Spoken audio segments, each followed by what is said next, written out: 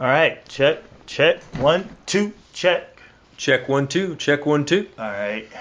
So yeah, I'm gonna get you a little closer to the mic this time. Sound good? Sound good? Yeah, I should, because Cool, it's cool. like whenever we record, I'm always a little bit louder.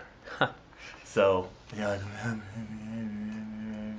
Did you get to listen to the last one? I listened to it a little bit. All right. Yeah, I was kind of mumbling. Yeah, but you know. All right. We're gonna for those that are listening, hopefully this will be the debut on the Redacted podcast network community, so to speak. Cheaper than $9.99. This network. Yeah. This is minus $9.99. We're actually gonna give you money. We're gonna give you $9.99 for listening to this crap. I didn't mean to bury us already, but I'm just saying. And we have a lot to cover this week. I'm Peter. This is Jake. And this is Peter and Jake Talk Wrasslin. And before we go into that, you finally have your social medias. Yeah, I got an Instagram. Jake Talking Wrestling, pronounced as is. But you have a little thing at the end too, right? A little underscore. Oh no, it's just Jake Talking I Wrestling. saw an underscore. I'm just now getting used to this whole thing. I don't think I have an underscore, but I might.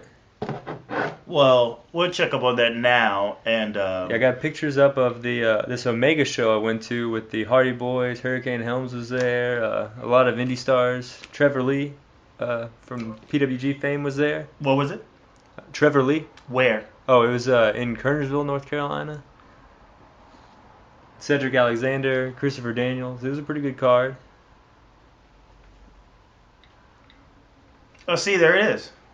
It's an underscore Oh, at the end of G. all right. I didn't know that. Now you know. So Jake Talking Wrestling underscore, unless he changes that, and you can change that. Yeah, I'll probably get rid of the underscore. That was a typo. But everything else, probably, yeah, wrestling. By the time this is done, by the time you finish listening to this, the underscore will be gone. So Jake Wrestle. Anything else? When's your Twitter showing up? I was kind of busy keeping up with the content we had to watch, but Twitter. Dude, you get a Twitter account for in less than 5 minutes. What can I say? I'm a busy guy. You're busy? Get a fucking Twitter account. All right. I got you. Get a Tumblr too while you're at it. See, I don't even know what a Tumblr does really. Oh, really? Is it like a article? Because I'm about to switch my shit up. Because now mine just has beats on it. But I think I'm gonna transform mine into like a wrestling gig. Is it more like a all-encompassing blog? Tumblr? Yeah, it's a blog. It's photos and text, questionnaire. You can do a bunch of shit. I think I might like that a little better than Twitter in the first place. No. I mean, you can. It all can coincide with one another. You can link them yeah. all together. It's just different ways for people to contact you. Yeah. And I made beats. No one gives a fuck about my beats, so I may as well do something where it seems forward moving. That in my screen printing shit. Are we gonna get a theme song? I'll make one up. Hell yeah. We'll make something up. Let's do it. Yeah. It's nothing. Ain't no thing. So, congratulations on joining the social medias at your sweet time. And we're gonna go into the Night of Champions review. And it seems we went over our cards and our predictions, and it seems that I am what? Peter got 4 of 7 correct. I got 3 of 7 correct. 3 of 7. 7 as in the fact that we were missing a match. But no, the only people that won in that match was the fans' WWE Universe. I would say highlight of the pay-per-view, wouldn't you? Yeah, I mean, I give it. I thought it was a very impressive card, actually.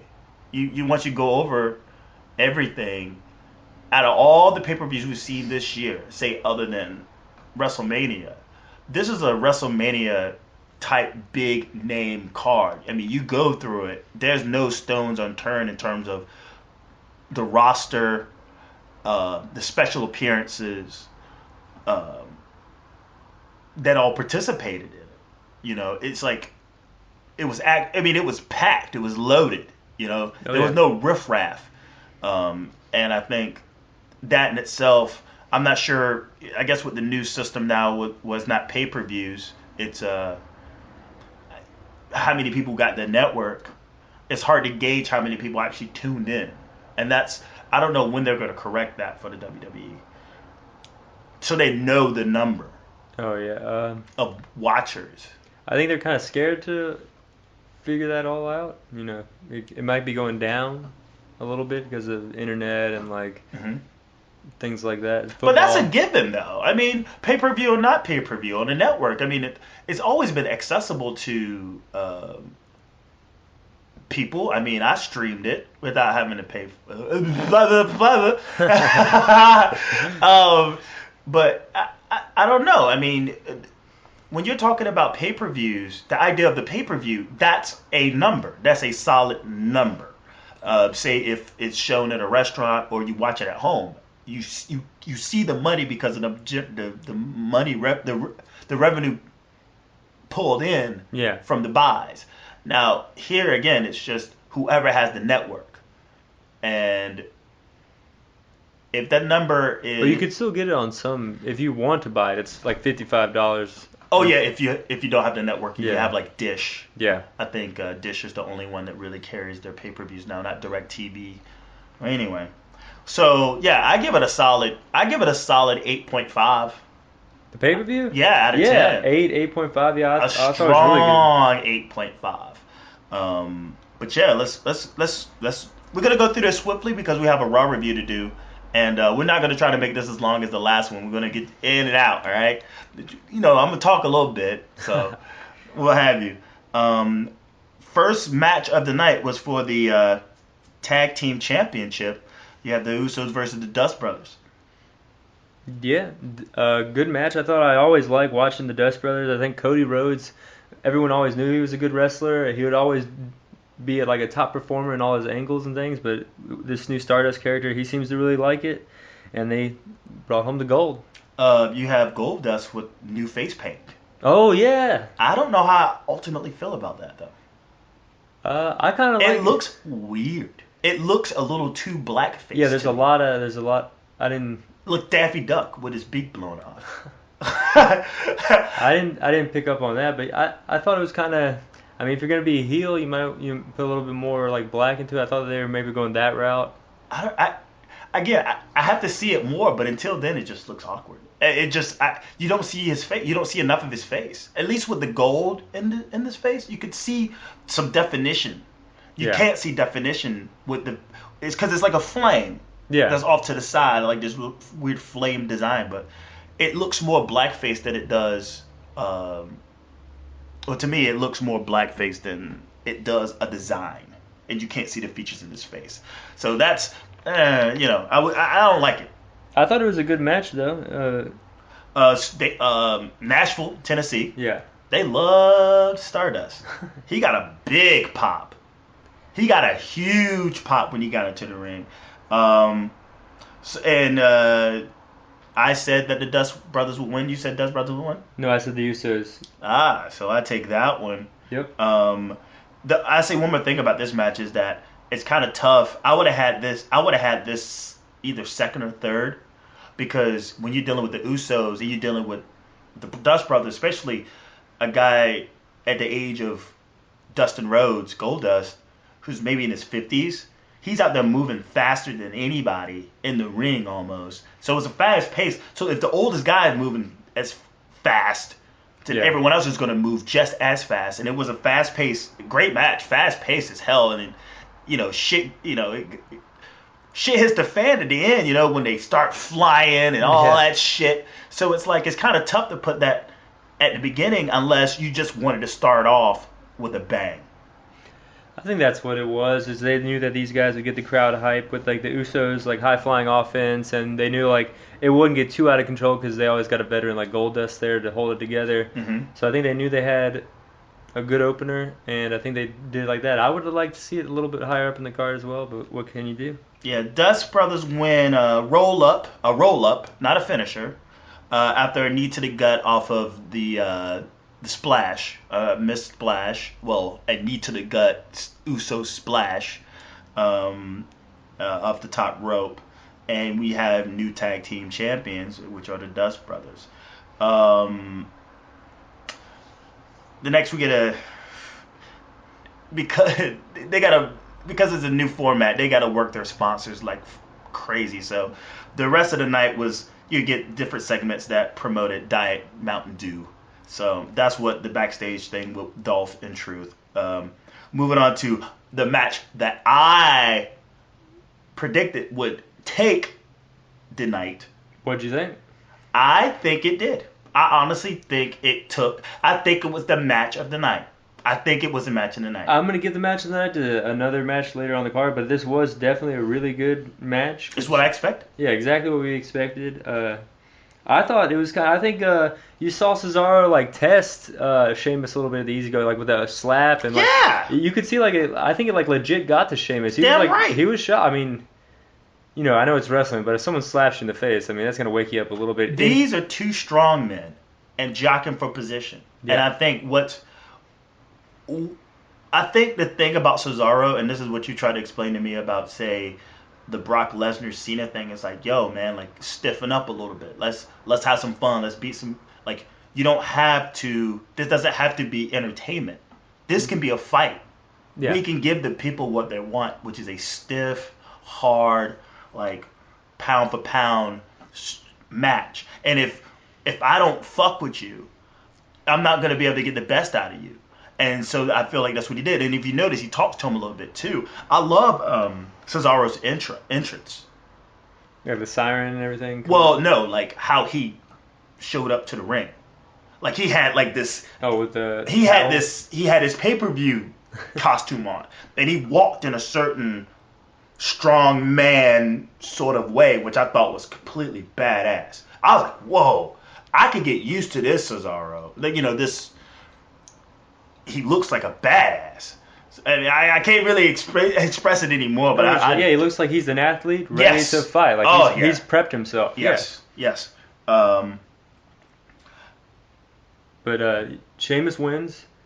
You said before you picked Sheamus, I picked Cesaro, but I think we both agreed that the U.S. title is better on Sheamus because we see a lot for Cesaro, where Sheamus already got his run and failed, I would say. Yeah. So I would say Sheamus is he's looking to prove himself. He's still Triple H's boy though, and I think you look at Mystico or Sin Cara. You look at Sin Cara, and you look at his other one, which was Alberto Del Rio, and they were flops. Sheamus is still Triple H's weightlifting partner. Yeah. And it's still, I think, his first find with the company, and I don't think he's ready to let up off that yet. And even though the focus is on other people, I still feel that he wants him to be a strong mid-card presence to help the actual mid-card roster. Yeah, and it can. Yeah. But to give him Cesaro right off the bat, I think that's something that could possibly been a detriment. Well, no, a bigger pay-per-view, like a Royal Rumble match. It could have been a WrestleMania match because those two are like, who they are. Their characters, who they are. These big motherfuckers that can beat the living shit out of each other. And yeah, it turns it up. Cesaro turned it up around the end. Like he went on this mad flurry at the end, right? Yeah. And then Sheamus wins on a cheap, basically a bro kick out of nowhere. He pulled a fucking, like how Randy Orton does the RKO out of the blue. He just, and that's how he wins. And it puts over the finishing move, and I think it's a good hard finisher for this style of match. It's just the bro kick. It's not like a finesse, like. I just hope that this clean win doesn't stop this feud. That's all I'm asking for. Well. Yeah. It's Night of Champions. I mean, it's not really high on the card, but nevertheless. But yeah, Sheamus wins with a bro kick. And then it's 2-0 Peter. Peter got Sheamus. I picked Cesaro on that one. two things that happened in before the Dolph match, just to run through them. We have the Mark Henry backstage with the Big Show, and it was like an American pep talk. And Big Show gives him a U.S. based World's Strongest Man onesie. All right. You have that, and you have.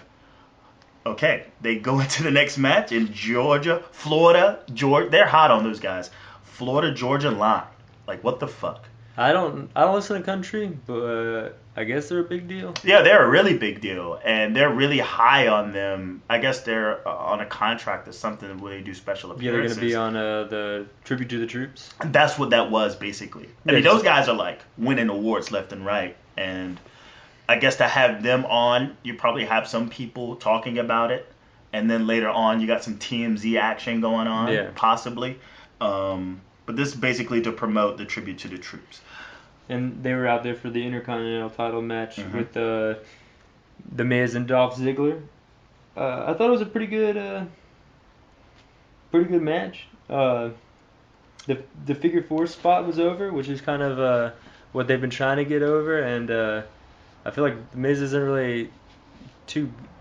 He can't really do it like Flair. He can't really pull the. Well, if you try to compare him to Flair, you're setting him up for disaster. You're setting him up for the loss. Well, I think that's if they're gonna put the figure four on him, he's gonna get comparisons to Flair. That's like he might as well woo. Like he's gonna. That's Flair's.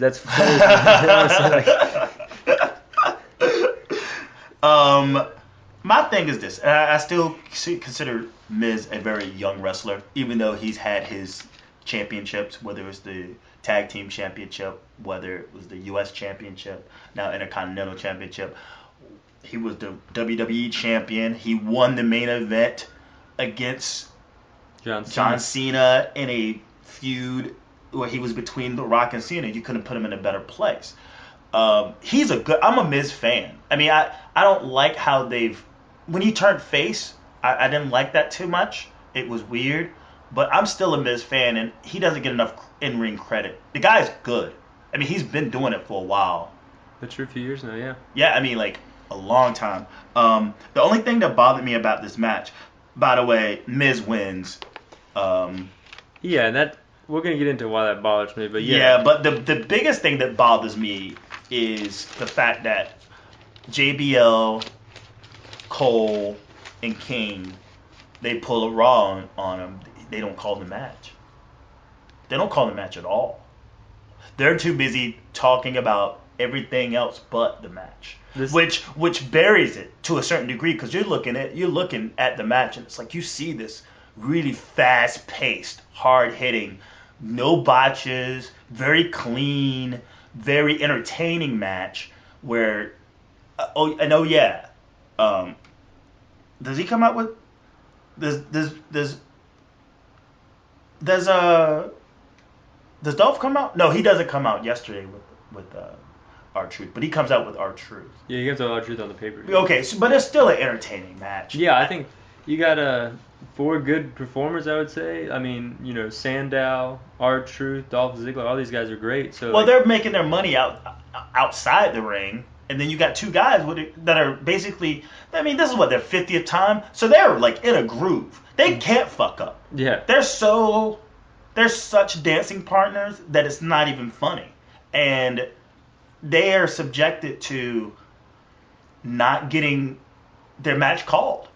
It's like, I don't know if you picked up on that, but watch it again. They don't say, I think maybe they say 2 or 3 things about the match. They say one thing in the movie and then how it ended. But for the most part, it had nothing to do with the match, which is so sad. Yeah, happens too often. It happened to them, just to them. Whenever Sandow or Dolph Ziggler or Miz is involved, they just go, I don't know what this Vince or what. It's just like, nope, don't even talk about it. Just talk about everything else but. Yeah. And I think that does way more damage than the positioning that Dolph is in or what Miz is in. So Miz wins. Handful of tights. Yeah. With the distraction from Sandow yet again. But the difference between this handful of tights is that it was Rosa Mendez. Oh, yeah. Ass out. I think he got some testicles showing by how far his shorts go up. Yeah. Come down, I guess. You gotta show it, I guess. I don't know. His nuts were exposed. They had to have been exposed. If there's another camera, I bet that camera got testicles in that fucking shot because he would pull them. I mean, his whole shit was down. Like someone in the front row or the side yeah. There's a twit pic out there somewhere. Yeah, Dolph's nuts. Yeah. So Miz wins. We both picked Dolph to win, so I guess we both took the 0 with that. But keeping it real, we had a little bit of technical difficulty, and we're back. We're back. And so we go into the breaking news part of Night of Champions, where they bring up the idea of Roman Reigns not being there because he is suffering from a hernia. What can you do? Tout people. You can tout them. You could tout physicians and people of that nature and doctors and physicians. And being that you're not working with the company anymore, it seems that you're still using the tout system. What is that? They couldn't bring in like cameras and lights and shit? I guess they just wanted to make it seem like an article, like a news story instead of like an angle, but a more reality television based kind of stuff. But I don't know. I mean, they're a multi-million-dollar company. I feel like they can do these a little less bootleg, unless whoever's doing the writing and whatnot seems a little more inclined to do it that way to make it look real, like the whole TMZ era, or what have you. But nevertheless, I have one theory. What's up? I think Roman Reigns caught a hernia having sex. That's my theory. I mean, it's funny. It's a funny theory. It seems far-fetched, but like, it's kind of hard to just wake up in the morning with a hernia. Maybe you could say it's been like something that's been building up for a while, but I'm gonna do a little research on the idea of a hernia. Can you wake up with a hernia? Most likely, no. You get a hernia by lifting something, or something's a little too heavy, or you pull something because in physical, like in action. Yeah. And I think he's trying to hold up a big woman. He's having sex standing up. He's trying to hold up a big woman, and the big woman comes with a price, and that price is your gut sticking out of your fucking body. Was it worth it, Roman? Was it worth it? A big old Samoan woman. A big old Tennessee woman. I know you're like a big man, but you can't be lifting them up, man. You can't be lifting them up, man. You gotta lay them down. Stay grounded. Yeah, dude. All right. So Seth comes out. He gets a good promo. He they ring the bell. He says he wins on count out. Calls out the locker room, and then they show Dean Ambrose coming out of a taxi cab. Great angle, good spot. Way to make us forget that we were supposed to get a Roman Reigns match. Mm-hmm. Right into Dean Ambrose, and it was a great brawl they had. The suspension of disbelief though lays here, because this reminds me of, I think it was a Nitro, where somebody's in the ring talking shit. Maybe it's I'm trying to think who it was.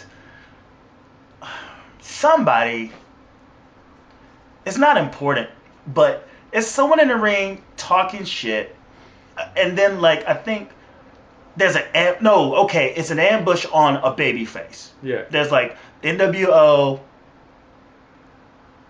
babyface, someone's getting their ass whooped. Yeah.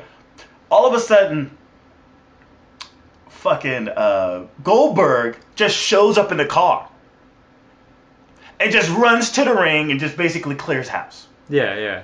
How the fuck was he supposed to know that shit was going down and the babyface was getting his ass handed to him? He was going in for the rescue. The same thing here. How does Dean Ambrose knows from a fucking taxi cab?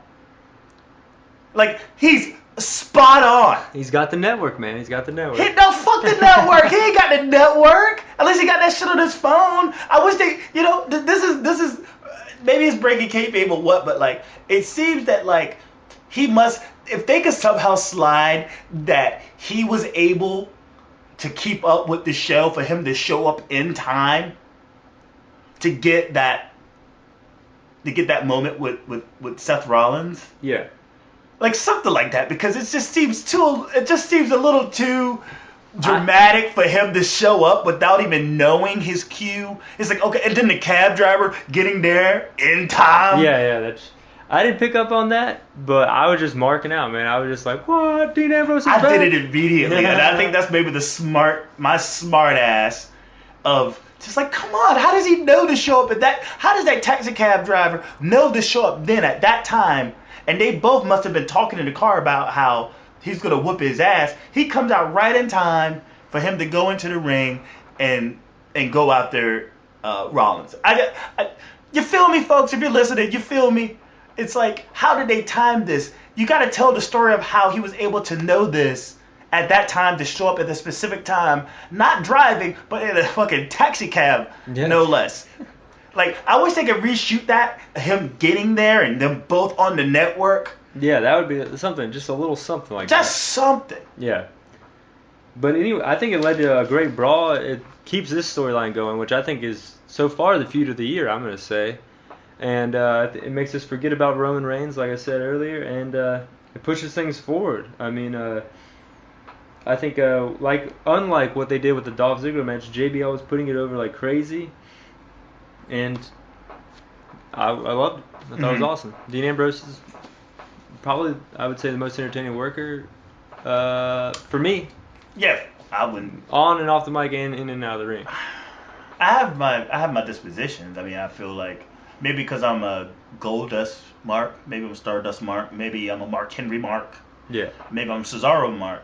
I think what Ambrose brings is fresh. I think it's probably the freshest of the characters we've had in a very long time. When he cuts his promo, he yells, he's angry. We don't get that too often, ever. Everyone's. It doesn't sound scripted.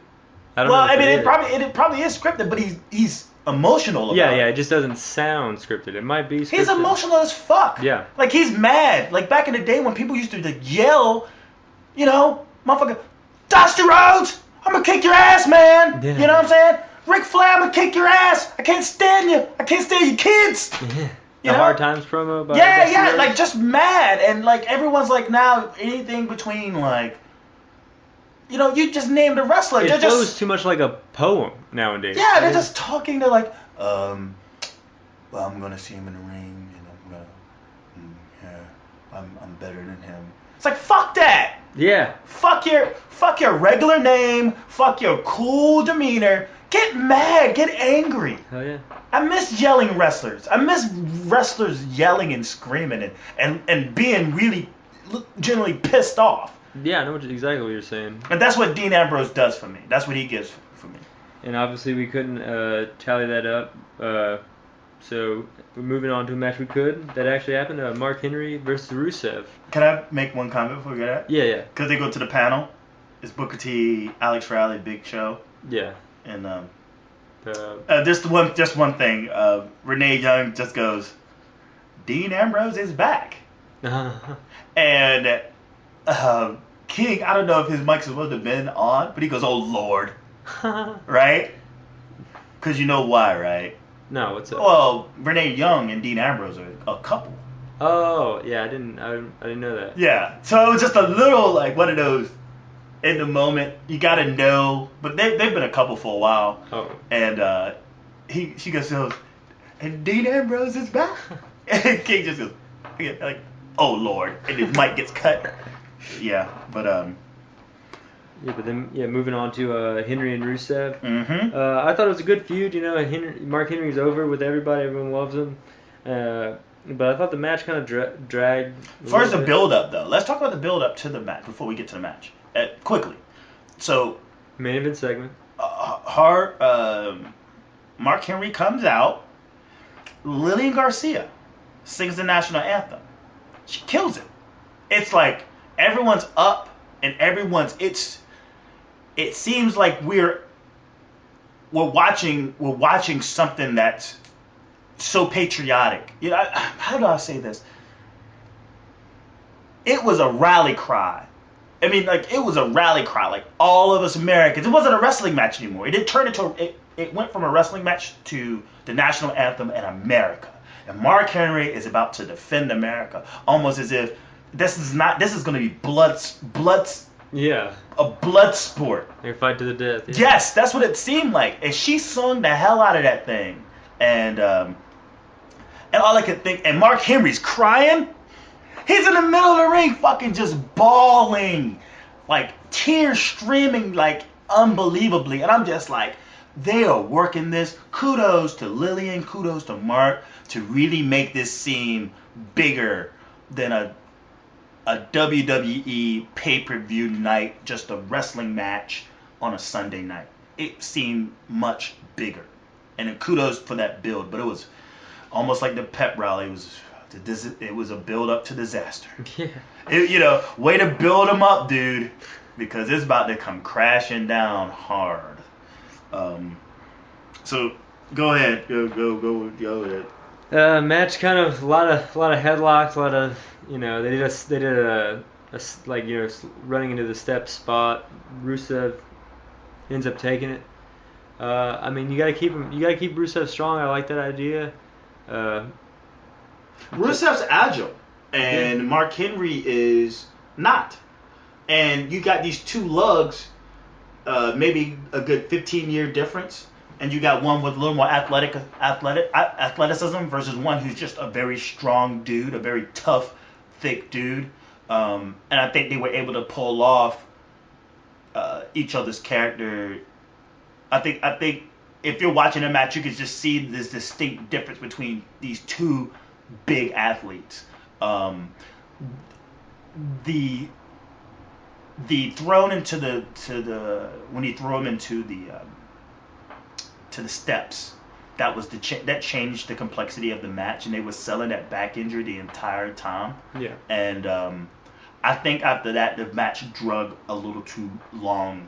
I think it could have been at least 7 minutes shorter than it actually was, because I don't know how long you want. After a while, you're just like, well, just get it over with. Like, how you're thinking, not how is this going to end? It's just like, man, like, when are they gonna end it? Yeah, Rusev obviously has the upper hand. Just go ahead and be done with it already. We're sick of seeing this, and I think maybe that's the story they want to tell. That, Henry is battered and bruised, and it's he puts him in the accolade. He puts him in it real good, and he falls he just falls like Tom Hanks in Saving Private Ryan, right? He's just, all right, it's a wrap, and then they shoot outside the ring to the crowd. Do you remember one of the shots? Oh, like the redheaded girl? No, I would notice the redheaded girl. I mean, I know I noticed the redheaded girl. But the first shot is like a dad pissed, and his son is sad. Like, he's covering the ears of his son as the Russian national anthem is being played. What a shot! I mean, it's a shot. Like, dad is pissed, and that kid is about to cry because this is a lesson in patriotism, son. We don't like Russia. So it's a beautiful story they're telling, and they're doing it right. To get that crowd reaction like that, to get that actual reaction, almost like when Miz won and the girl shot, when Undertaker lost, and you get that black dude with the bulging eyeballs. Like, that's up there with that. I swear to God, it has to be up there with that. And at the end of the match, I hear Mark Henry outside talking to the ref. He's like, my ribs are broken. No, man, my ribs are broken. So I was wondering how they were going to play into Monday night. So. But yeah, we'll get to that. Yeah, but I hate hearing that. And we both had Rusev in that, so I get, let's see. Yeah, I get my first point. So it's Peter 3, me 1 so far. Moving on. Yeah, I'm right. Then we got the Divas match or nope. the Orton and Y2J. Mm-hmm. Yeah, I really like this match. I mean, two veterans. I thought it would be pretty good. They showed their age in this. very much like Kane versus Y2J. I mean, these are two old dudes in the ring, and I don't think I've because you're seeing the Roman Reigns, you're seeing the Seth Rollins, you're seeing the Dean Ambrose, you're seeing the Bo Dallas, you're seeing all these young and up and coming guys. Orton looks old. Yeah. Especially in the ring with another guy about his age, if not older. But in a different way, I think they told a better story than these younger guys can tell. Of course. I hated it ending, though. I hated the way it ended. The obvious setup for the flying... The kick? No, the flying fucking RKO off the top rope. I mean, you didn't...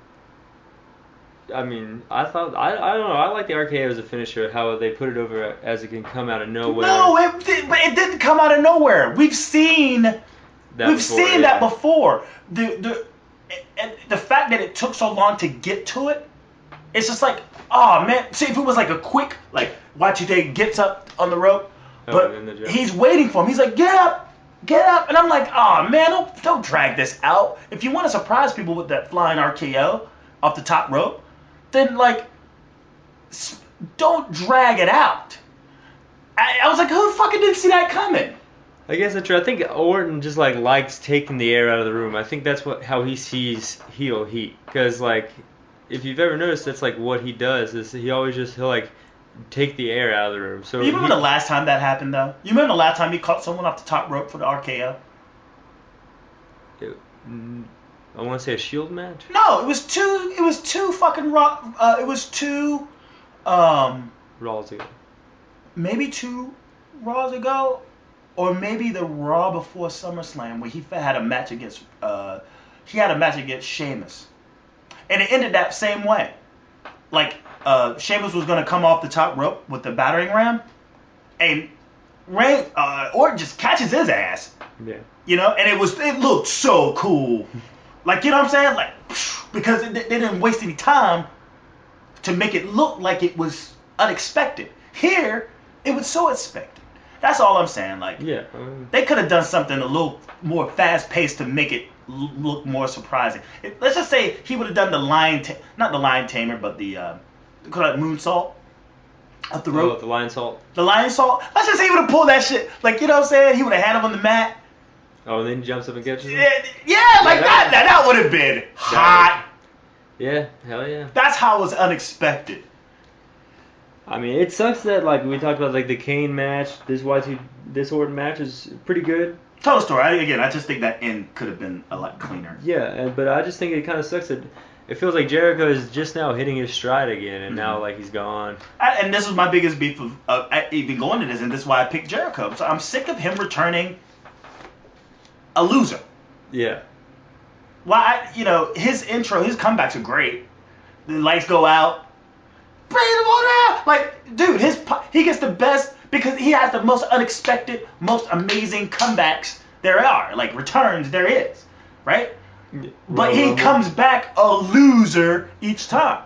Whether it's fucking Fandango, whether it's CM Punk, and now Randy Orton. Yeah, Randy Orton, Wyatt's.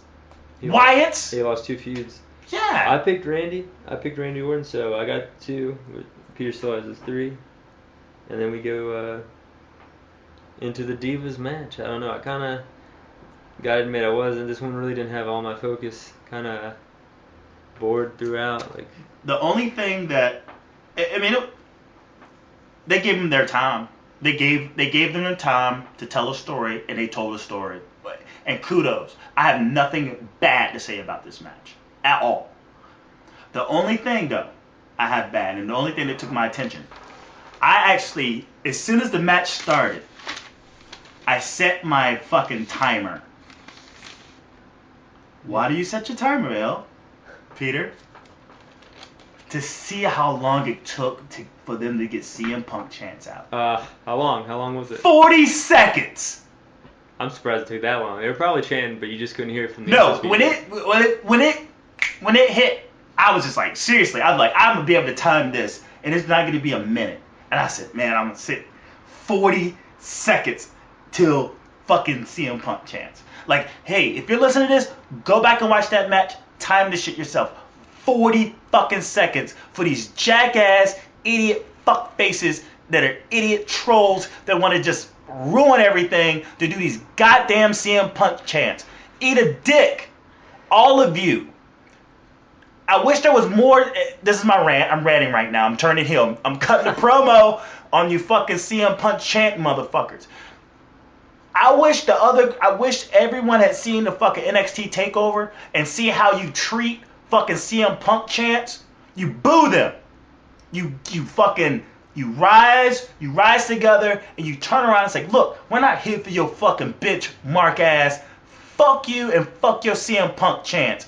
Boo! Right? Now enjoy the rest of the fucking show. Cut that shit out, man. That guy's an idiot. He fucking broke his contract. He's never coming back. They're only putting the belt on this fucking old lady to just make Waters fucking seem at least legit.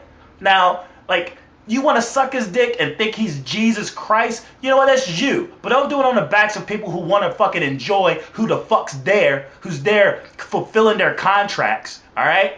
You know, busting their chops every fucking night in and night out for you, and you're gonna fucking shit on them by chanting CM Punk, a guy who give a fuck about you. Eat a dick. Yeah, and and to add to that, it's not like the company fired him and he was like cut like Del Rio. He walked out. The company would want him there, so it's not like you're rebelling against anything. No, not at all. You're just cheering for someone who's not there. It's kind of pointless. And yeah, at WWE Creative, you heard that fucking promo. You might want to listen to it and say, hey, man, that sounded pretty good, damn good. Let's get our guys to get a little fired up about something every once in a while. Right? Right? Damn. Back to face Peter. I'm face. Well, I picked Nikki. Peter picked Paige. Stalemate. AJ won. AJ wins. She tapped out Paige with the Black Widow. Yeah. Oh! That was a big spot, though. The big spot! It was the same thing they did with the four-way in NXT TakeOver 2. Oh, the powerbomb suplex? Yeah! They pulled that shit off, man! Nice. It was nice. I was like, whoa! The crowd popped. That was probably one of the biggest pops I've heard for the Divas in quite some time. Because it was... I wonder whose idea was that to do it. But they did it. And then at the end, AJ, not the end, but during the match, AJ screams at Paige screams at AJ, "Why don't you love me?" Which is, again, it seems like they're gonna extend this story a little bit longer. The fact that AJ has the belt and Paige is bitter that not only her belt is gone, but her best friend is, quote unquote, best friend is gone. Her love. Anyway. And then we had a main event. Which is crazy because it's. Do you think that was a bathroom break? The ladies match? Yeah. I think it was designed to be that way, but I think they kind of you got two good female wrestlers, Paige and AJ, the best that they're going to put over, Paige and AJ. And then Nikki, who's kind of been on TV a lot lately, so you got an over heel. So you got two good workers, over heel. I think they did the best they could do. But Divas matches are never before the main event. Are they? Yeah, I would say most of the time, yeah. Wow, okay. I just wondered if that was by design, because I feel like you could have slid that Seth Rollins. I think it's normally designed to bring it down so the main event can bring it back up. But that was a bad choice. That was actually a good, decent match, man. That was a very decent match. Well, this main event in particular, I don't think you could. People are going to be up for this main event. Lesnar, it's a big deal for Lesnar to be there. Kudos to Nashville. If anybody in Nashville is listening to this shit, kudos to y'all. Y'all were hot the entire pay-per-view. Nashville's a big wrestling city. This is one of the best.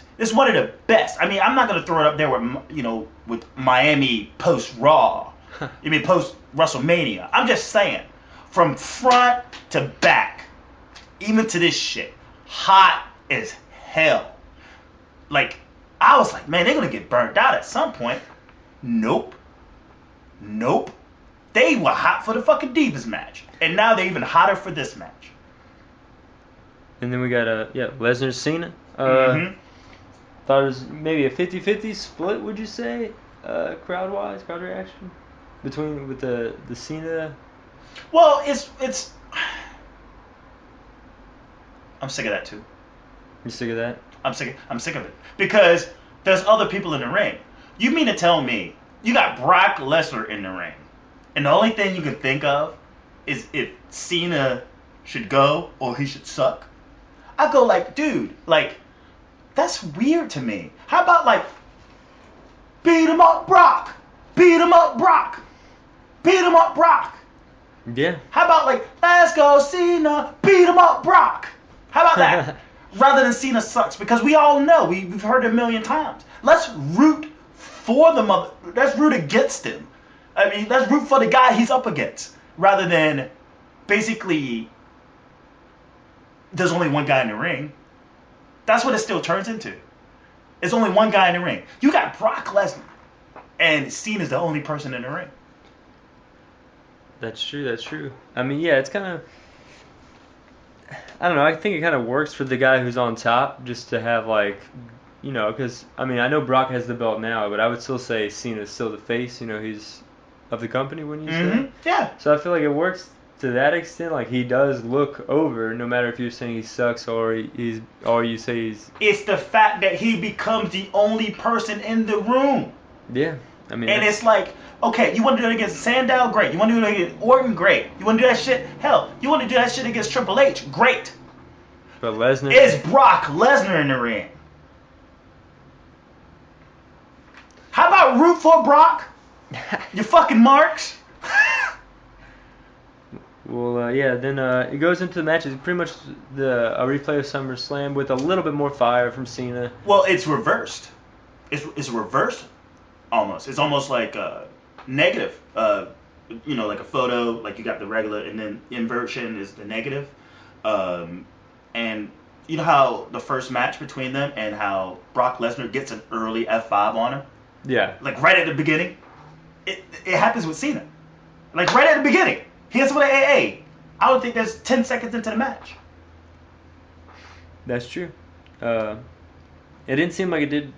Like, I would think you would sell an A more than he did. Like, who? I don't know. It seemed like Brock kind of got the heat back real quick after the A. What do you mean? Like, it wasn't long after the A was hit, that Lesnar was on top. Like, it just. Yeah, because he's still Brock Lesnar. Yeah, he's still a tough dude, and that's the point. Now, call it a no sell. He sold it. Oh, I didn't say no. I mean, it just seems. I don't know, I guess nitpicky. I would have liked it to be not so early in the match. I guess that's why they did it. Well, they did it. They did it as a comeback. Yeah. As a comeback to the F5 that happened earlier in SummerSlam. And then the match finishes with. Well, rather than focusing on the suplexes, which happened in the match, they focus on something else. They focus more of his grappling. A lot of arm locks. A lot of those arm locks. Those what do they call those things? The Kimuras. Yeah. A lot of Kimuras this match on Cena, which I think is weird because he doesn't really sell those Kimuras too much during the match for him to be able to put him up in so many AAs. He gave him four AAs. Yeah, I mean, they're trying to get Lesnar as over as possible, and I think it's working. Like it is a big deal. Like when like we were talking about should the belt be at Raw every week or whatever. But last Monday when I saw him come out, it felt like a big deal. When I saw him come out at the pay-per-view, it felt like I wasn't watching a B-show pay-per-view. It was like the champ is here. Like who? Literally. For Brock? Yeah, for Brock. Yeah. Yeah, for Brock. Again, you're sitting on a Bruno Sammartino and type main eventer. Were you freaking out whenever they did the angle at the end and Cena looked like he was gonna? No, I wasn't. I was just watching because I was.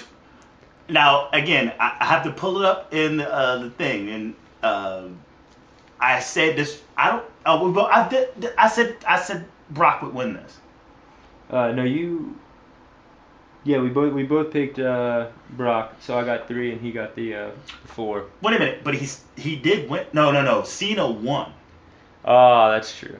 Okay, well. Cena won because of the swerve Rollins coming in, hitting Cena with the. I guess Rollins saw that Cena he could beat Cena and not Lesnar. I guess is. Now, Triple H still doesn't want. Well, not Triple H. Vince McMahon. The last time we saw Vince McMahon and him and Cena were at it. He didn't want him to have the belt, and that trickled down to Triple H. Triple H doesn't really want Cena to have the belt. He kind of wants it in his stable. Yeah. Either Orton, either Batista, who's not there now, and now that Rollins is the Money in the Bank guy, they much rather not have Cena with the belt. So I feel like that was more of the thing. And if the idea that like maybe Vince or Triple H is in the ear of someone is like, not looking like Brock's gonna win this. Send out Rollins to interfere.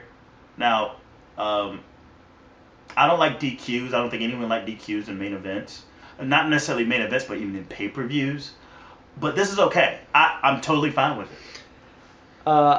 Yeah, I'll deal with it. I'm fine with it. I hate DQs, but as long as they did the right thing with keeping the belt on Brock until at least Mania. I know you said you wanted it in a few Manias from now, but I'll satisfy with just get it to Mania and just make Mania special. Because that's just all I want. He better not lose that fucker. I mean, we're gonna be talking every week about this, and each week I'm gonna insist that Brock Lesnar. Everyone's talking about how we get the Mania and Brock drops the belt. I think it's the stupidest thing. It's the stupidest thing you could possibly do.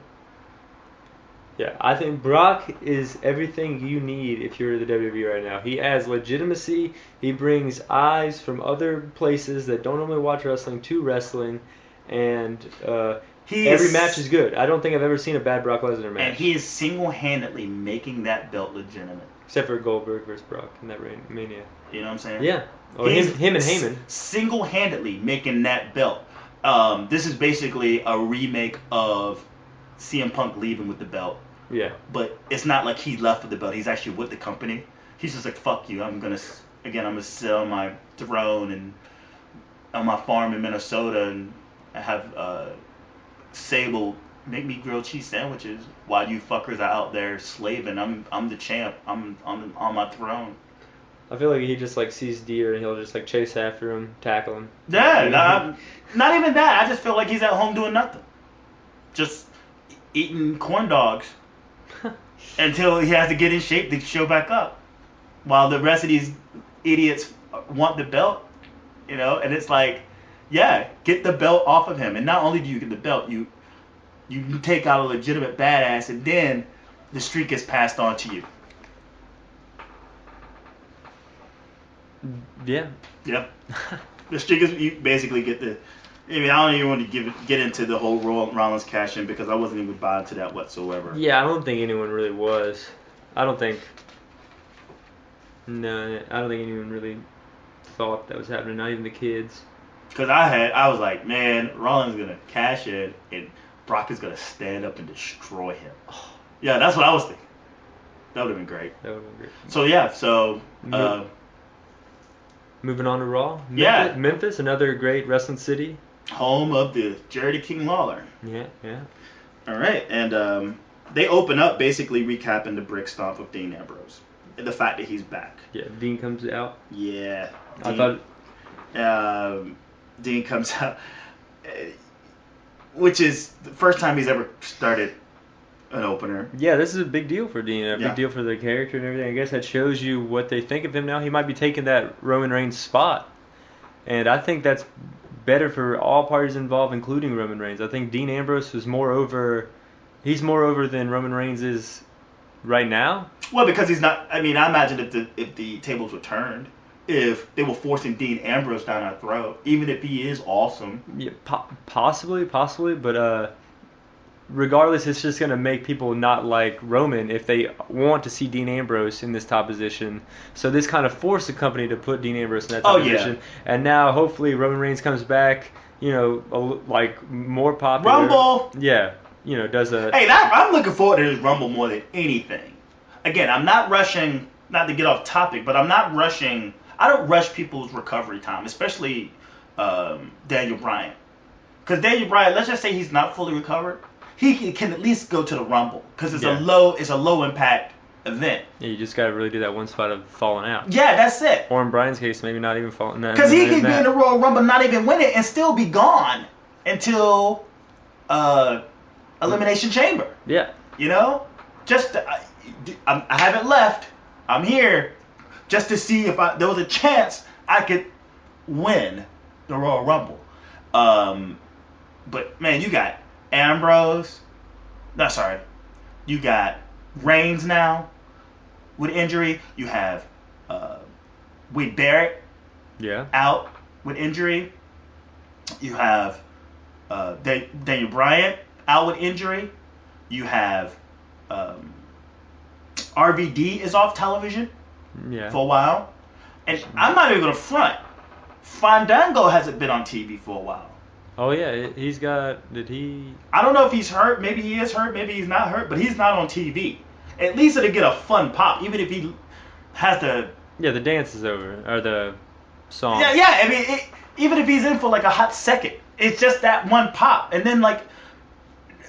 There's a lot of comebacks, I think, that's going to make this... Y2J's going to be gone. I think he's coming back for the Rumble. I think it's going to be stacked. I think it's going to be a stacked Rumble. And they may just throw some NXT guys in there, too. Yeah, I always... Royal Rumble is probably my favorite pay-per-view every year. I love the concept. Liked it when I was a kid. But moving on, Ambrose, you know... Singles for a beer, by the way. He does he gives a tribute to... Austin. Uh-huh. Yeah, well, he comes out, puts a chair in the ring, says he's not leaving until Rollins comes out. The whole authority comes out. Oh, Cena comes out first. Oh, yeah, Cena comes out. And I kind of like, this shows you like, I don't know, I think they might be going into like a new, like, edgier direction, and you can kind of see the contrast between like Ambrose and Cena standing there side by side. Like, one does look like the Hulk Hogan-y cartoon character, one kind of looks like at least a guy you would see walking around, like a legit badass. Mm-hmm. So I think this might be good. Like, and then you got, Seth Rollins looks kind of, he doesn't look like, like a Kane. I think they're going kind of either unbeknownst to them or what. They look like they're headed into like this new, like, dare I say, a new era of everything. And I think it just, you can... Well, I remember reading checking in this Wrestle Talk TV report about the idea of this new sort of attitude era where they're slipping up, they let him slide with more like profanity. Yeah, Cena's been saying bitch, ass. Bitch, ass, and then something as simple as Rosa Mendez, her full ass exposed. Yeah. Dolph Ziggler's nuts exposed. And just, maybe, again, I don't want to focus on this very much. I don't want to focus on a Cena. Like, I don't want in my face that this is an apparent thing that's happening. I kind of want to just come naturally. Yeah. And as of last week, we're going to talk about Cena for a hot second. Last week when I noticed the black shorts. Yeah. I was listening to the Cheap Heat broadcast, and Shoemaker brought it up. Oh, yeah? He brought it up just like I did. It's like, hey, man, like, did anyone notice that Cena was wearing black trunks? He was wearing what shorts? Black shorts. This week? Yeah. Yes. In this shot, he's wearing black shorts. Nice. And then we had the new T-shirt later on, new color, dark blue. Keep calm. Yeah. Where maybe this is a little bit of maybe they're foreshadowing things. Even that keep calm thing is like a trend going on now. So even Cena's looking a little like more modernized. It has like the shirt referencing something popular in culture without hitting you over the head with it. Well, not necessarily, because to go from green, purple, orange, pink, every vibrant color there is, to bright red, right? And running out, yeah. To Hogan, basically Hogan colors, to black. To a black shirt. Whatever's on the shirt doesn't really matter. Just the foreshadowing, very much, I feel like the black shorts or the fatigue shorts that he's been wearing. He's not wearing the Cena, Super Cena is Fruity Pebble shirt, shorts, yeah, the jean jorts. shorts, and sneakers. This is the package. But when you start switching color coordinations, They're looking for something. well, I'm just saying, it's nothing like a good foreshadowing. It's one thing to be like, we're gonna make you a heel, we're gonna make you a heel. It's another thing to sort of have not only if his attitude's not changing, at least his appearance is. Yeah, that's true. You know what I'm saying? And it's dark colors.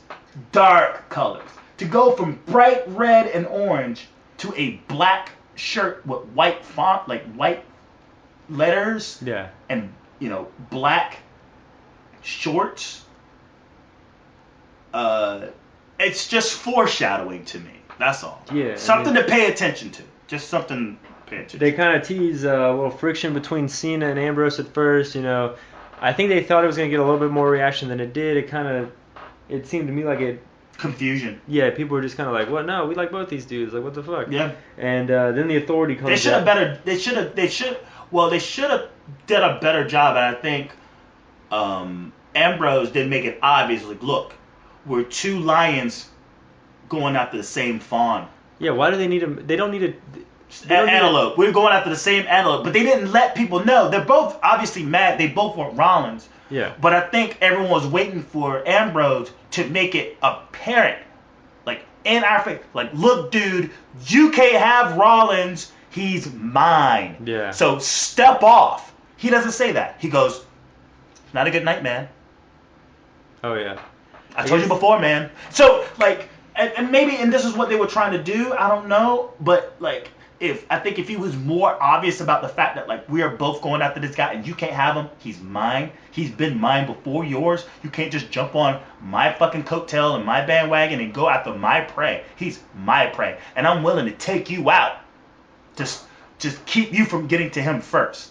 But they did a bad job conveying that, and that's why the crowd was, just watching. they were like, what does he mean? Yeah. Like, I think a few people popped a little bit, like when they were taking the shirts off and everything. Well, there was 13,000 people. How many people in that room? Yeah, it's anywhere 10 to 20,000. I think is. Let's say 10,000 people in that. Yeah, that's a bit much. I would that high. No. No, I know. The only reason I'm saying that is Greensboro Coliseum is 22,000. Mm-hmm.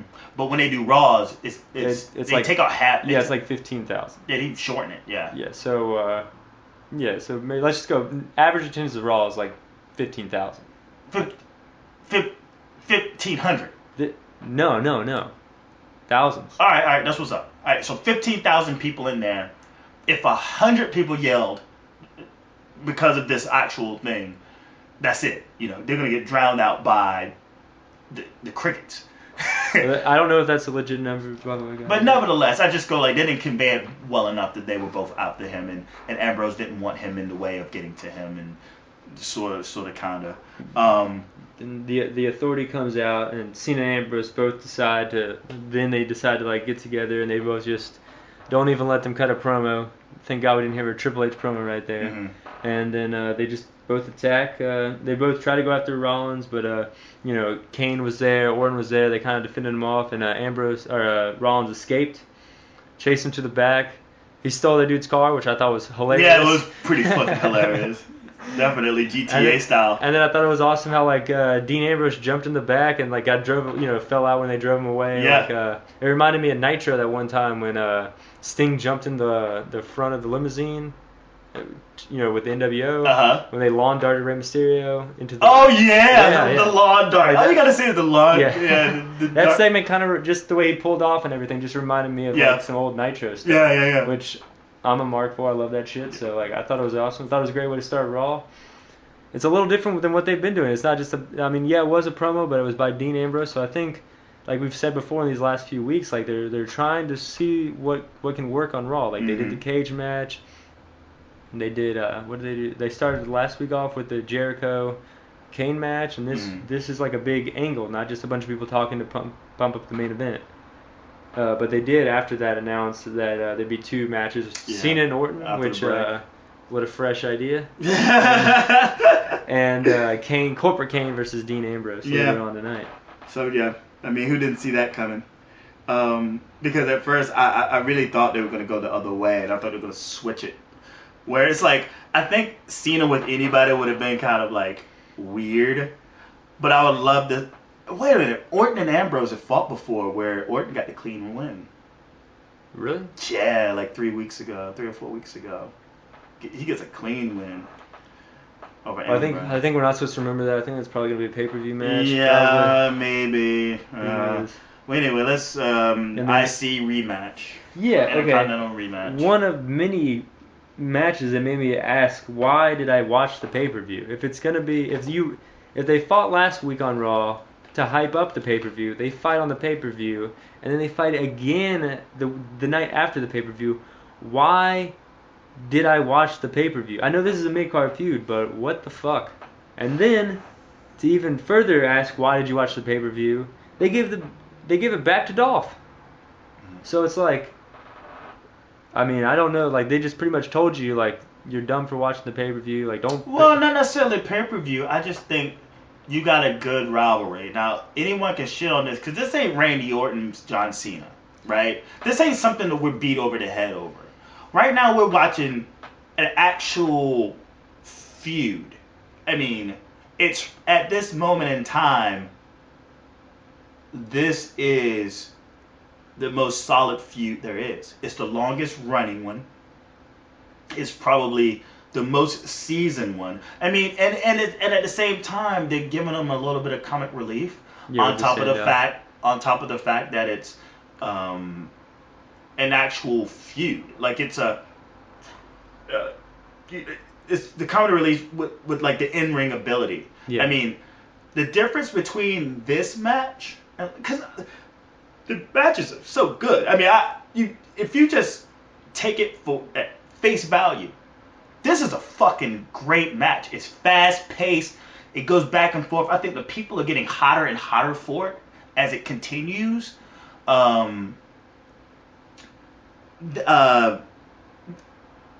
They actually called a match this time. JBL, King, and Lawler.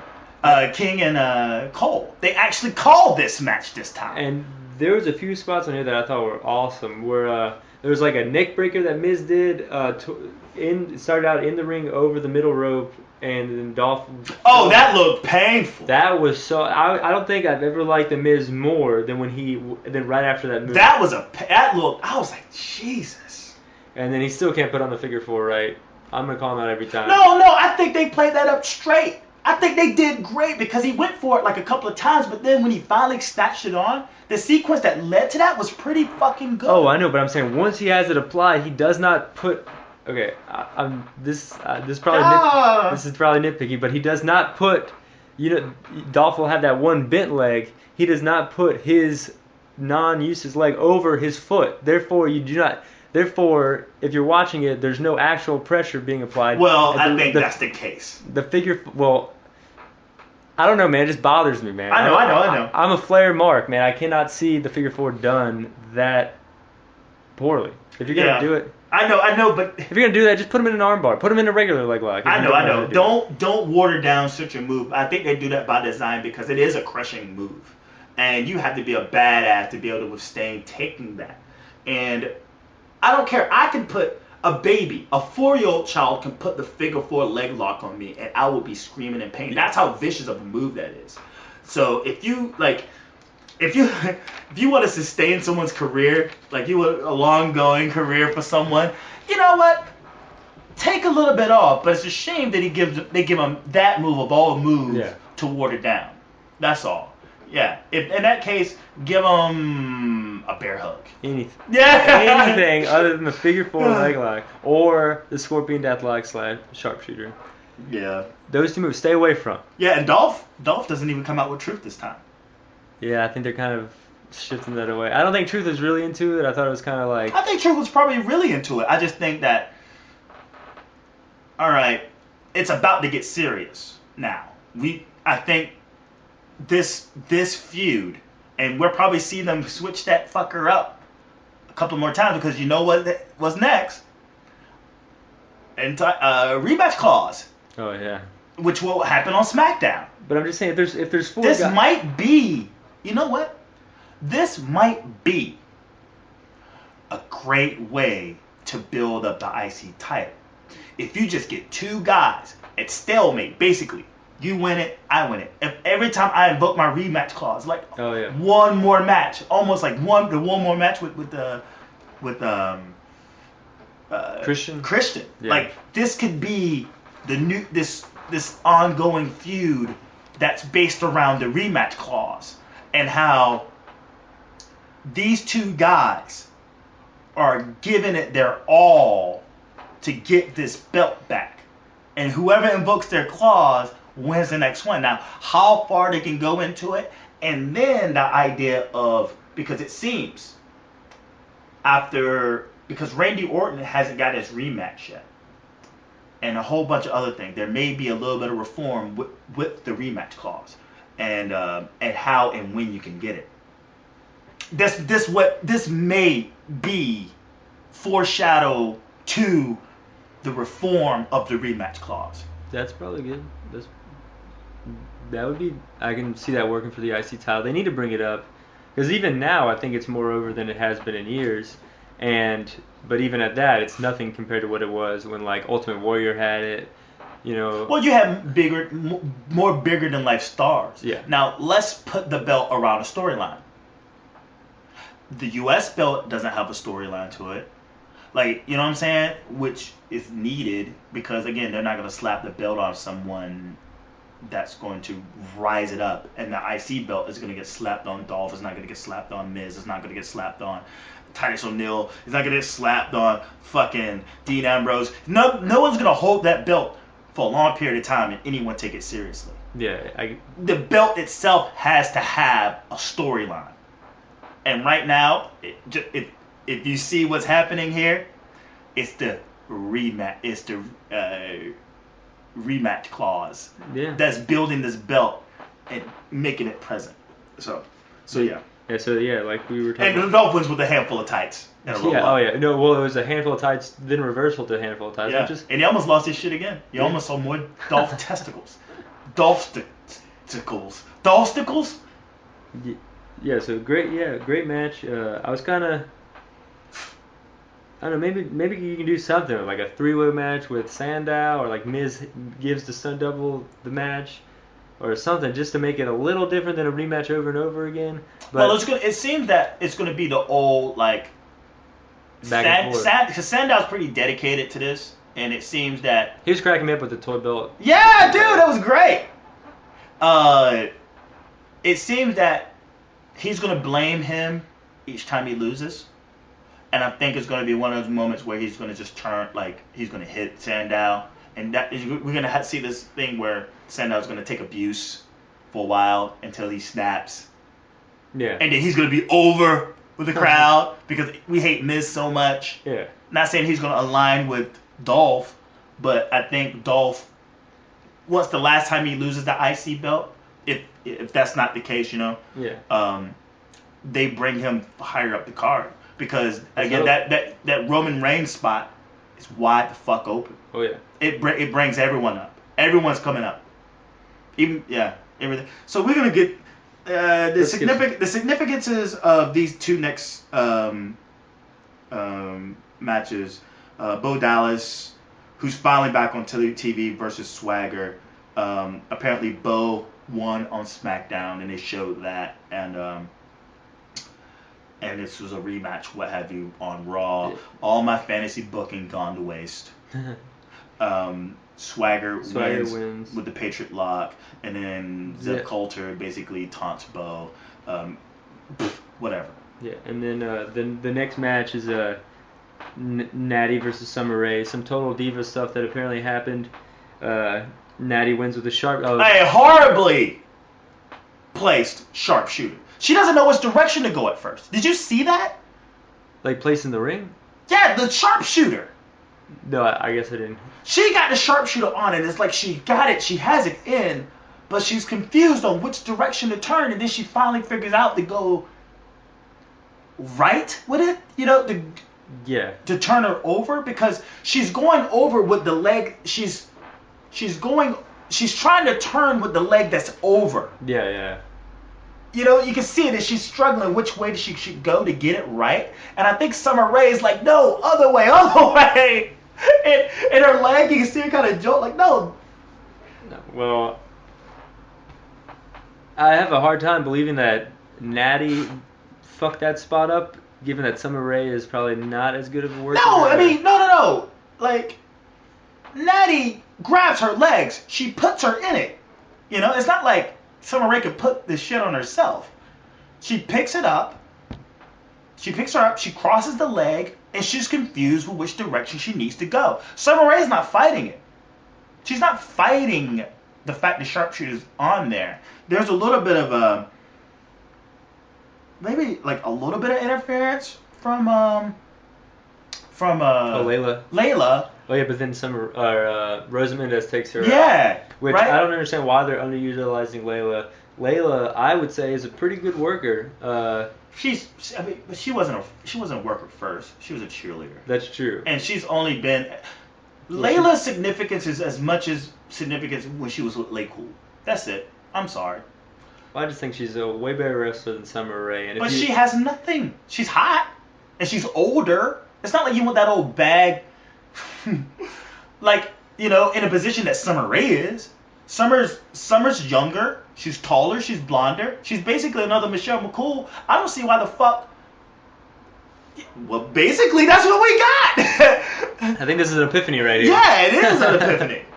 That she's basically in another Cool. Yeah. But with Ray Cool. Ray Cool. I'm writing that down. Got that. Well, then we moved on to Ambrose versus Corporate Kane. He doesn't need to be in a ring with Kane. I think it's a good Raw match. It won't sell a pay-per-view, but it's two what we perceived stars going at it. I think it's a good, exactly what should be on the card, mid-card Raw match. Yeah, but seeing Kane lose again, as much as I could care, but if we're supposed to care about Kane, he doesn't need to lose all the time. He doesn't need to lose all the time, and it's a good thing that this was a DQ match. Rollins comes in and calls it a DQ. Did you see Dean do the Nigel clothesline? Thought that was Nigel clothesline. Nigel McGuinness. No. From Ring of Honor. Oh no! He's been doing that. Yeah, I know. Yeah, but I pop every time. I love it. Oh yeah. And it's like the camera angle too of it. Every time it's always perfect. It's like they know. Like, you know what I'm saying? Like, yeah. So and so Rollins calls it the DQ. Ambrose gets the win, and then Kane hits the choke slam. And Kane stops the suicide dive. I thought that was pretty good spot. Yeah. But I don't think this really advances anything. So this is why I'm kind of like, eh. I think it's funny how like almost every segment you see. I know it's like part of the storyline.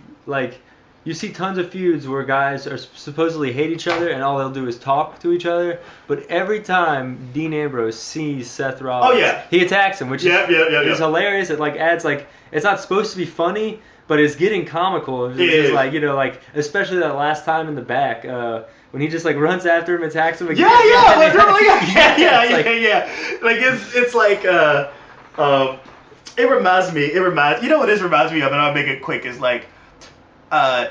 My best friend and my brother one day got into a fight, and it was basically my friend Mike, my best friend Mike, was defending me, because my brother was acting weird, and I turned to him and said, "Yo, man, my brother's like being crazy," and he showed up to basically like defend me, and then my brother like tried to test him, like, "Oh, you come over here, like I whoop your ass too." Well, Mike got the upper hand on my brother.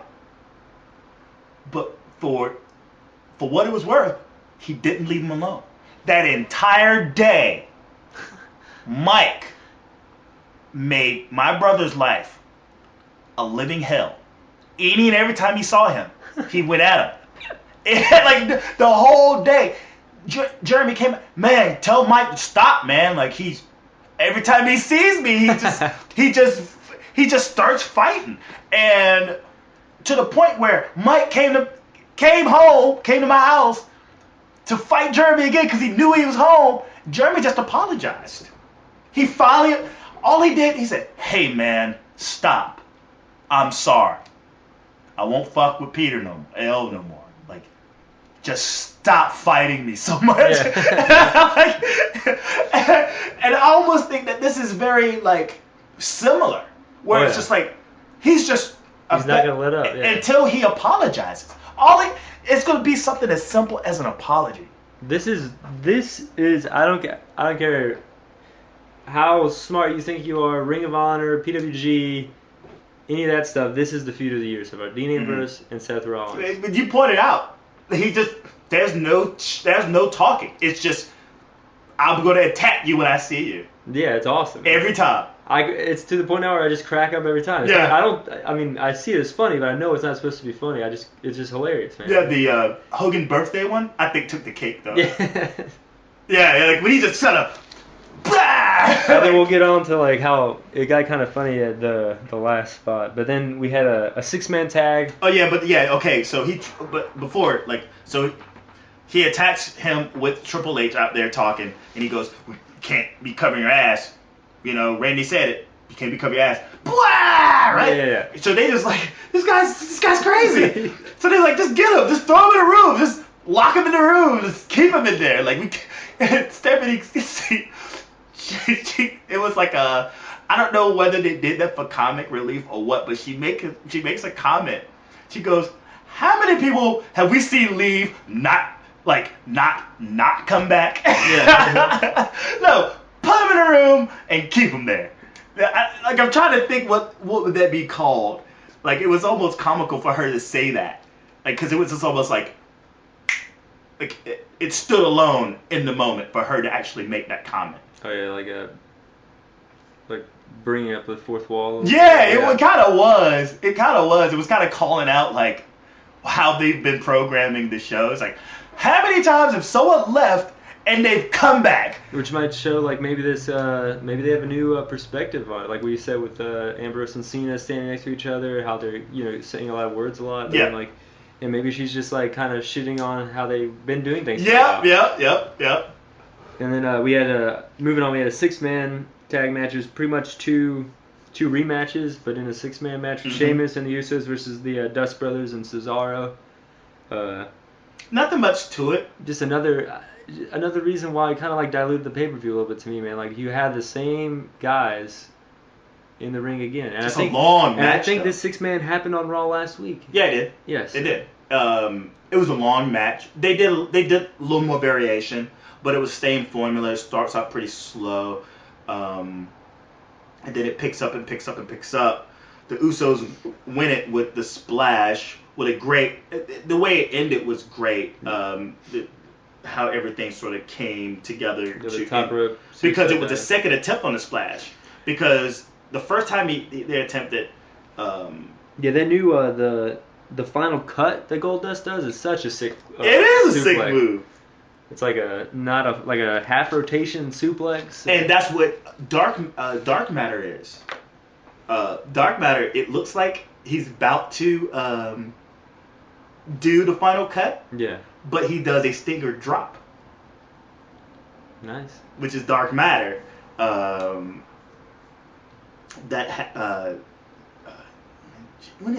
the last time he done? Because he did it last. Did he do it yesterday? No. He did it in pay-per-view, and it didn't win the match. But I haven't seen Goldust pull off a finisher in a long time. In a very long time. But it looked good, and then the stoppage of it. Who broke it up? I think Cesaro. Not Cesaro. I think Sheamus broke it up. Yeah, and then it went back to not a frog splash, but just a big dive. Yeah. Oh, sorry. Okay. Just raise the window.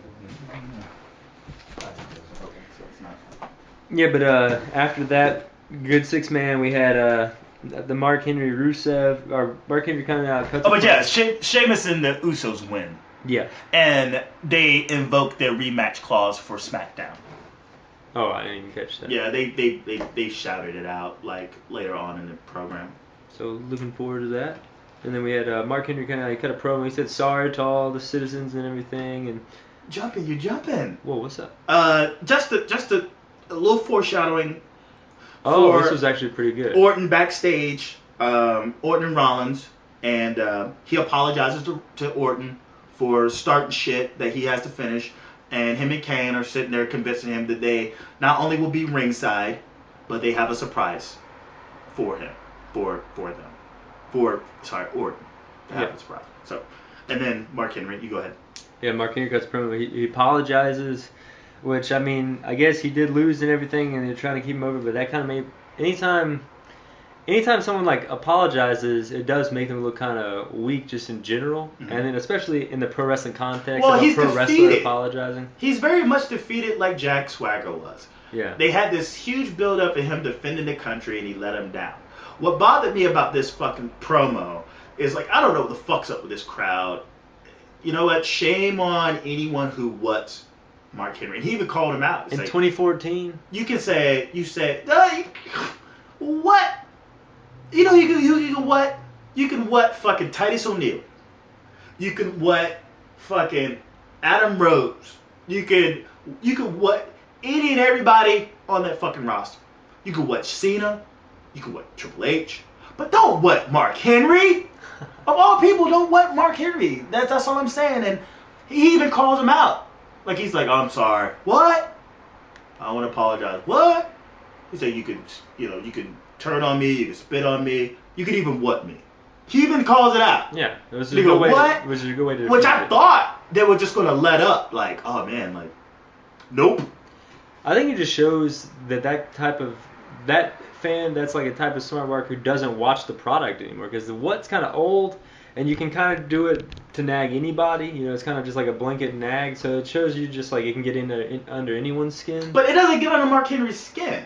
He's a vet. He knows what to do with yeah, this but shit. I think that was like what they were trying to do. But then, so then Rusev and Lana comes out. They set up another rematch. I think this match was slower than the pay-per-view match. It was not that good. Well, it told a story, and I think it extended on the beatdown from the pay-per-view at the end. And then we know a little bit of what happened on main event. Yeah, like if you can't beat him, join him. Mark Henry joins up, and maybe this is a spoiler. I don't know if it should be a spoiler or not, but Mark Henry basically joins Lana and Rusev, and he's Team Russia now. Sad week for Americans. First PBR, and now Mark Henry going to Russia. Oh yeah, I heard about that. PB Russia. Yeah. I wonder, if I could make one comment on PBR going to Russia. It's like, will all the elitist liberal hipsters stop drinking it because Russia doesn't abide by LBGT Oh yeah, and laws? It got bought up by like a conglomerate company, so it's not like PBR used to just make PBR. Now it's like part of a big company, so it's like, yeah, it's kind of that whole. They kind of lost their whole identity with that. Well, it's Milwaukee. Yeah. Yeah.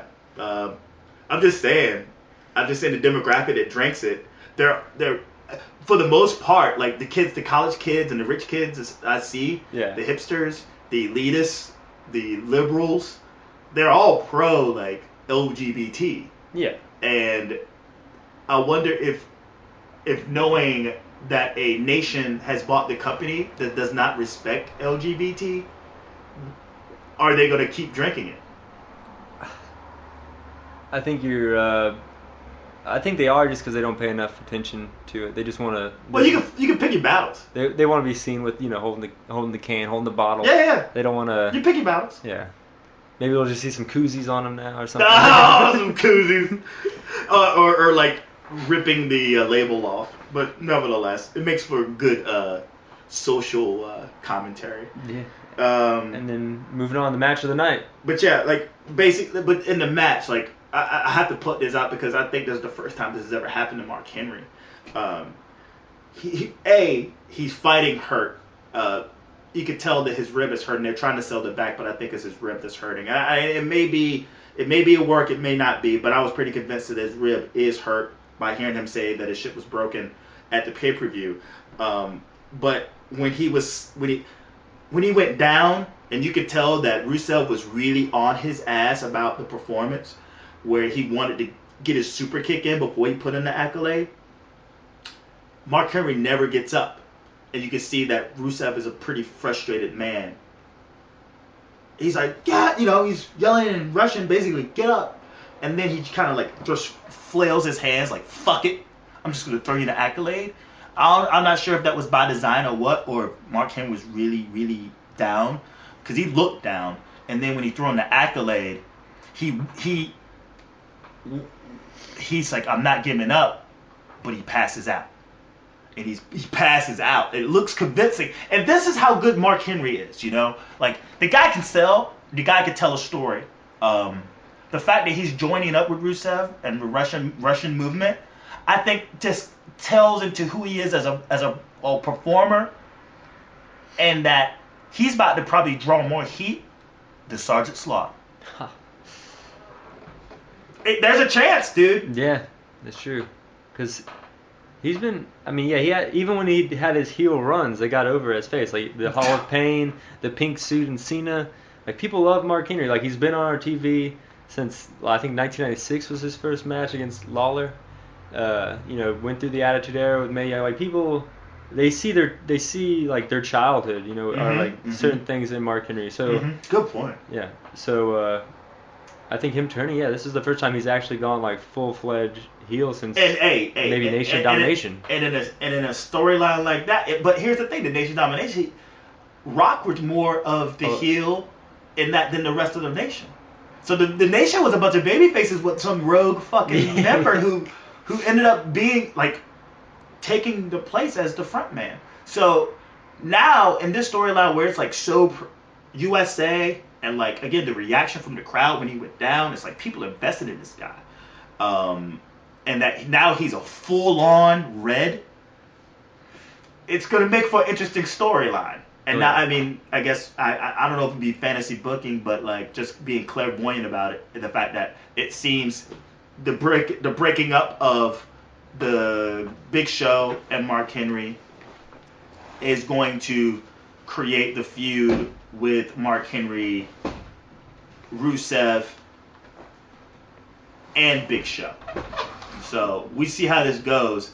Will Big Show get another teammate to go up against, because it's not going to be a three-way. Before this I mentioned Swagger. You think Swagger's tied in with Bo Dallas, but I think they can drop that feud at any time, really, because maybe they can get Swagger back. Yes, get their Swagger back. I just think Big Show and Swagger with Zeb Coulter, I can just like vision it in my head. It looks like a great for America face team. You already got Swagger and Zeb with the gimmick. You team him up with Big Show. He's kind of got that Mark Henry thing going on a little bit, like with people who know him from the childhood and everything like that. Mm-hmm. So I think maybe, within the wrestling talk news, Kurt Angle and his new contract with another company. Same finisher. Oh man, it could be the return of Kurt Angle, and he's teaming up with the Big Show to go up against Mark Henry and Rusev. That'd be awesome. I love Kurt Angle. I think he's probably one of my top 5 of all time. He's dangerous though. He is. He likes it. He likes the business way too much. He's dangerous. He's damaged goods. That's the only problem. Yeah. And then we had we jumped. So apparently, you know who's in a buddy suit? Oh yeah. The next match we had Adam Rose and a bunny versus Slater Gator. The bunny. Fuck. In my notes, what the fuck ever is in my notes. Now. He had a good spin kick. Now, apparently last week the bunny was actually Generica. Oh, Sami Zayn. He was actually in this suit last week. Right? Now, I was trying to pay attention to his mannerisms. I don't think maybe it's still Sami Zayn, the way he's jumping around, because Sami Zayn's a very like... He didn't seem as tall as Sami Zayn would. You know? As tall. Sami Zayn's short. No. Are you sure? Now, you have to take into consideration the bunny rabbit ears extends the height. The big head and the ears extends the height. I don't know. Sami Zayn's always like came across like a little like taller to me. No, he's short. He's probably like it might 5. be. I know he does do the spin kick, and the bunny did do the spin kick. Then that's the only hot thing about this. Oh, and he did hop over the top, which is something generic. Yeah, you might be it. Yeah. Well, listening to Cheap Heat, we'll put them over. But come to find out, the Dirt Sheets put it out. That was actually Sami Zayn. Well, that's cool with me, man. Yeah, but I'm just saying. I'll take a generic match any way I can get it. Put him in a bunny. Is he gonna? How is this bunny thing gonna play out? Because it's not even about Adam Rose. It's about the bunny now, and maybe they're focusing on the bunny because it is Sami Zayn. Maybe he comes out. Maybe the bunny turns on Adam Rose.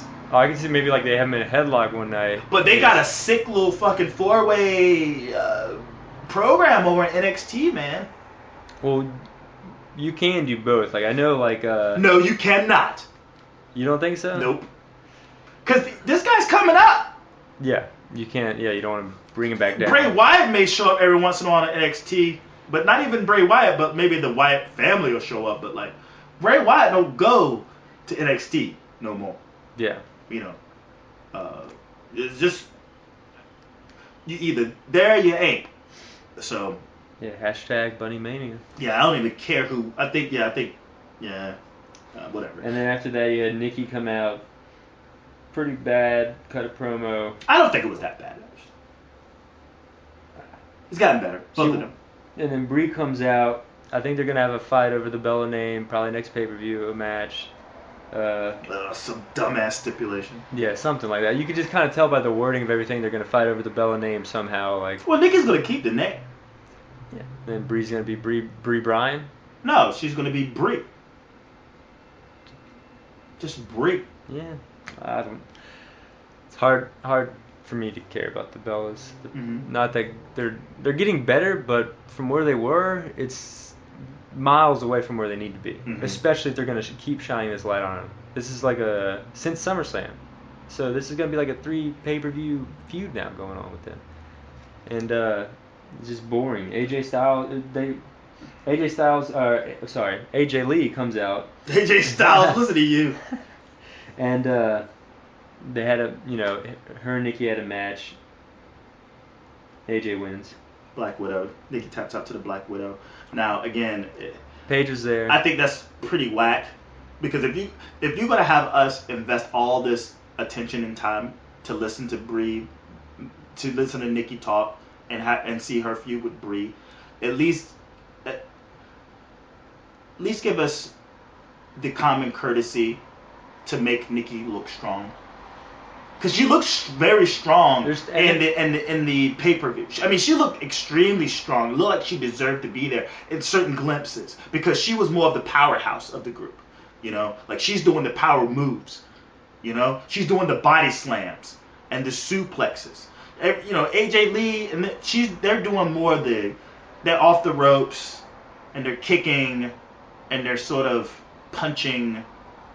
But Brie is picking motherfuckers up and dropping them, which just goes into the dynamic of Brie. Now, if she's gonna lose to low ass AJ Lee, make her tap out of all things to the Black Widow. It's like, well, why are you forcing her down our throat if she's just only gonna tap out to the actual fighter, the actual workers in the ring? Yeah. Like, give us something to fucking like clench our teeth on, for crying out loud. That's true. I mean, this whole I guess we talked about last week how we like that they're doing something with the divas, but now like after the pay-per-view and everything, it just seems so convoluted. Like there's 2 feuds in one going on. Like, oh yeah, and they all have the same segment time, even though they seem very separate from each other. And I think they just need to get their shit straight. Yeah, it's not about the belt anymore. It's not about the belt. It doesn't really seem to be about anything. I mean, you got like someone lost their best friend, but also lost the belt. Someone's fighting over their sister's names, but it's the same match. Like, yeah, it's a 2-for-1 deal, and maybe just maybe this is probably just segment to write off to where they can actually not be connected anymore because Nikki's not going after the belt. Bree's not going after the belt anymore. Split off. That's why that got convoluted because Stephanie actually invited Nikki into the feud of AJ and Paige for the belt.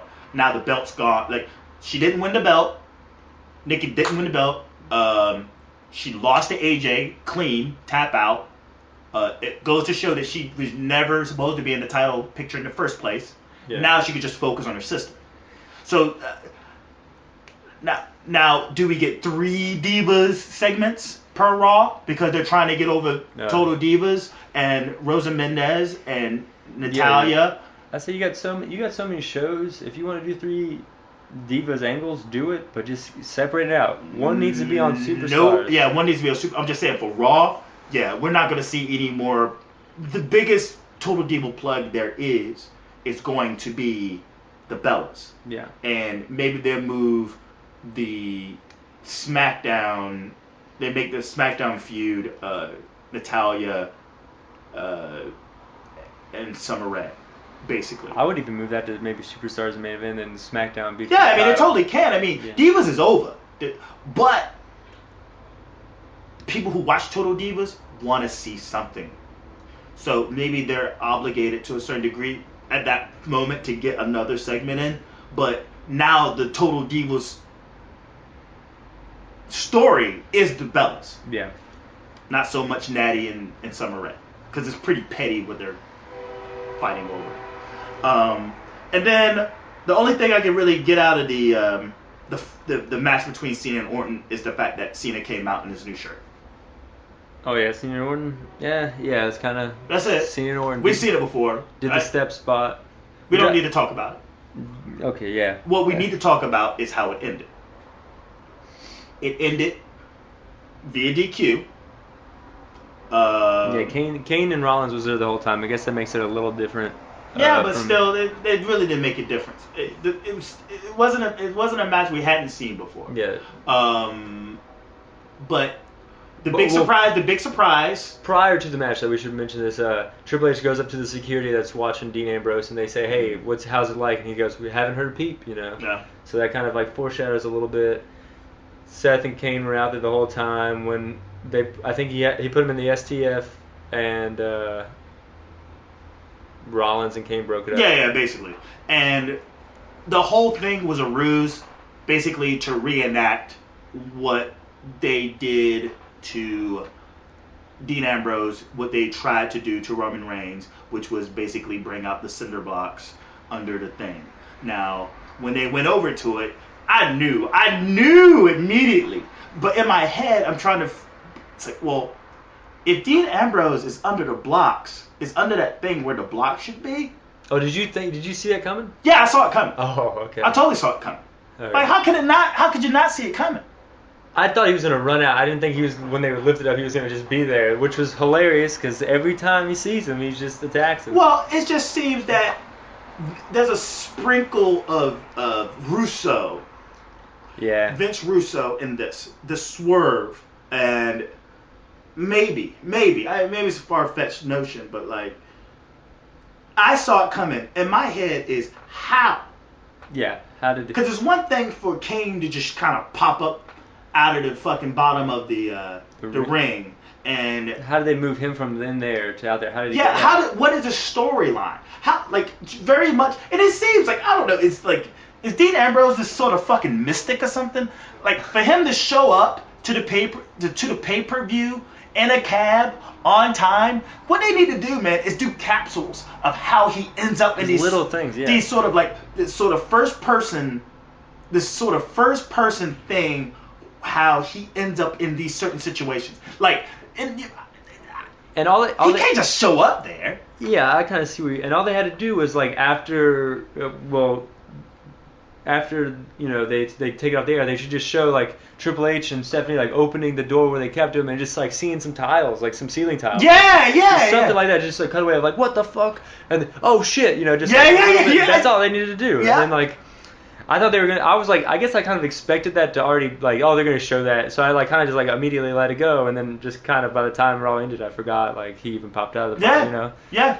But like, yeah, and I feel like that's something that they should do. Like maybe give him his own YouTube page about how he just shows up to different places so unexpectedly to sort of surprise. Like, how did he end up in the gift for Hogan? The Hogan on stage. How did he end up there? How the fuck did he end up in the cab? How did he end up in the blocks? Like, this guy's Houdini. Yeah, they just keep saying, oh, he's crazy. The lunatic fringe.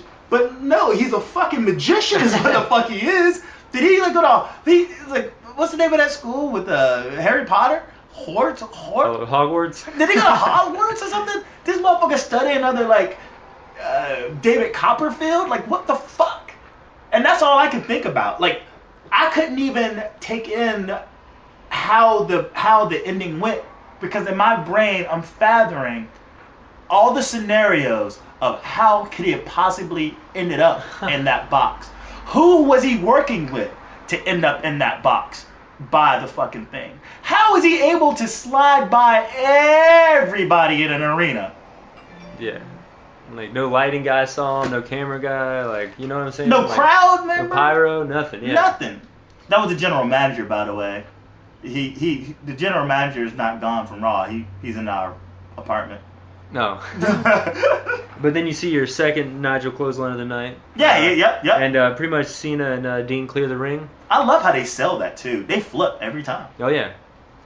It's a sick move. I mean, it's kind of awesome to see, like, the progression. Because now it's kind of like a spot, like, in the Indies. Like, a few people do it, and, like, you know, people will cheer. But now, like, you kind of saw it, like, from one guy in Ring of Honor. Kind of got big on the internet. And now it's, you know, just, I don't know, marking out progression of the sport. It's kind of sick. Yeah. So, and on that note, so Raw, out of 10? Wasn't it, too many rematches from the pay-per-view and from last week for me to give it anything but like a 6. So basically, the next thing we got is a Hell in a Cell. Yeah. Other than the Mark Henry joining the Russian Federation, which I think if they did, they should have done it on Raw, not on main event. But I guess they didn't realize how injured he was or whatever. If he is injured, again, I wouldn't know. We got the separation of the Bella story and the Paige and AJ Lee, which is a step. We get more foreshadowing on who the bunny is. Yeah. What else we got? We got a new Intercontinental Champion. We got Dean Ambrose opening. Yeah, that was opening Raw. I think he's a legit star. I think if you take Ambrose off this Raw, it would probably make it unwatchable. I think he carried it from beginning to end. Yeah, and in the middle. Because there's take him out of it, all you get is rematches. You know, it's like. So yeah, the advancement of stories, like Orton is still Orton is in total limbo right now. And it sucks too, because he had such a great match and against Jericho and everything. It seems like people expect Orton to give a good match, so when he does, it's not talked about, you know.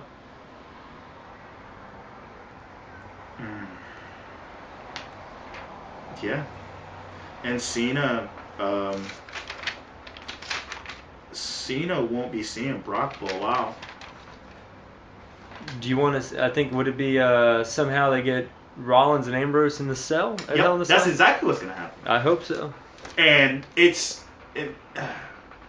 Cena's not gonna be kryptonite for those guys, because normally when Cena hooks up with, like, say, the Usos, or he teams up with, like, whatever baby faces on the rise. Yeah. Say Daniel Bryan, Roman Reigns.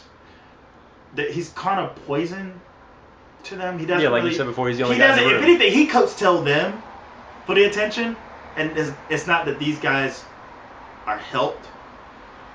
I think in this situation, Cena is helping. Will be legitimizing Rollins and Ambrose. I think this is going to be they're coattailing him, and it's going to be a good thing.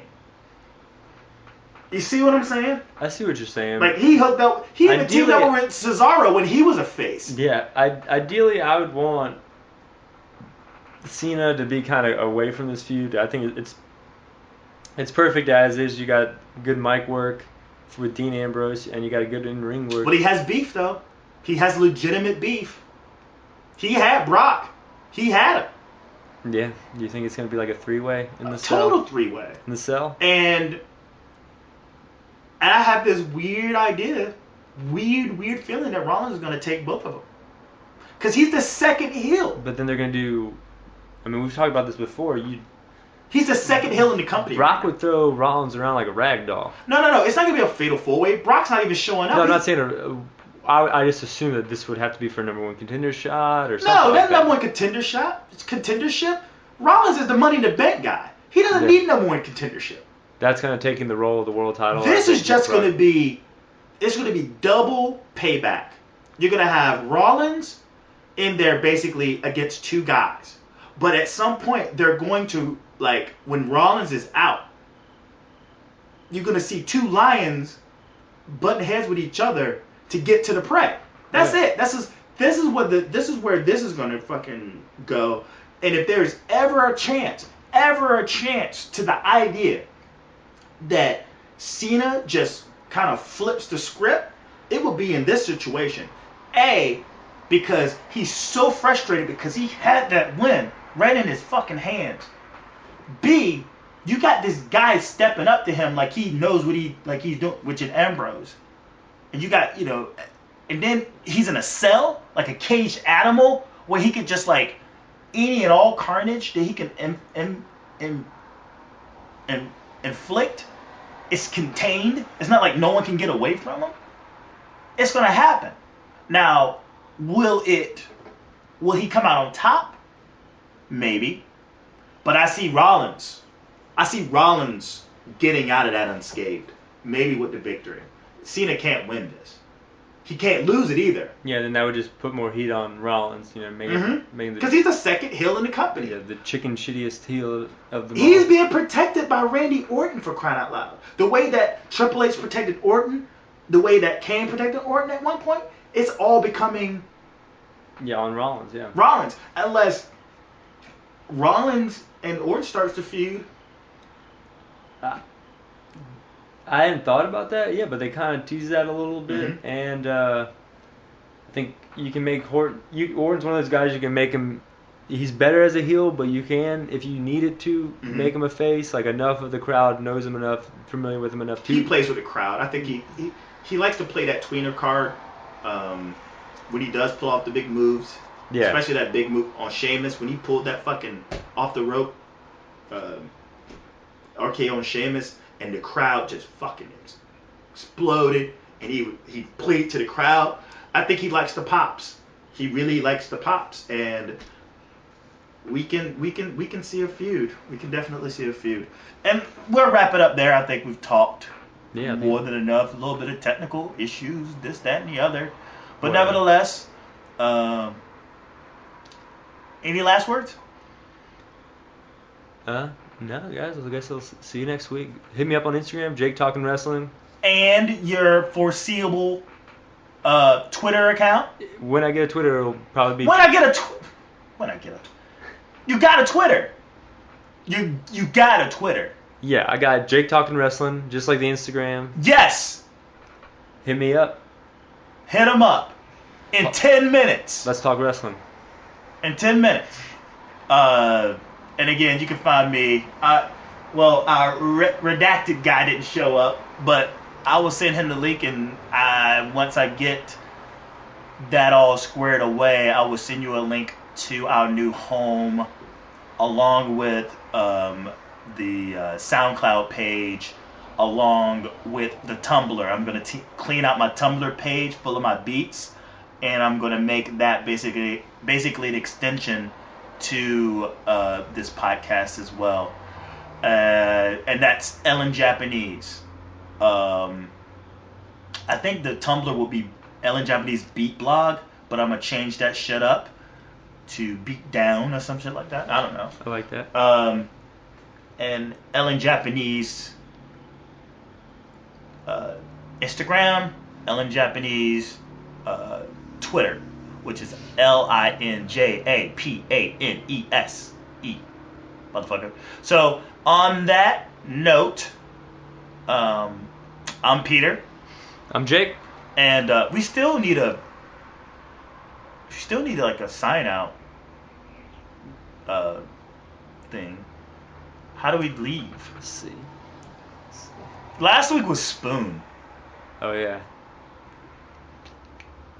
I don't think that'll cut it. How about Rats? Little Charlie Brown. Was it Charles Schultz's birthday? No, it was Jim Henson's birthday today.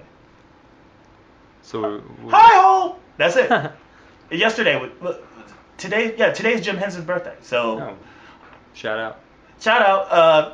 Yay! That's peace. Later.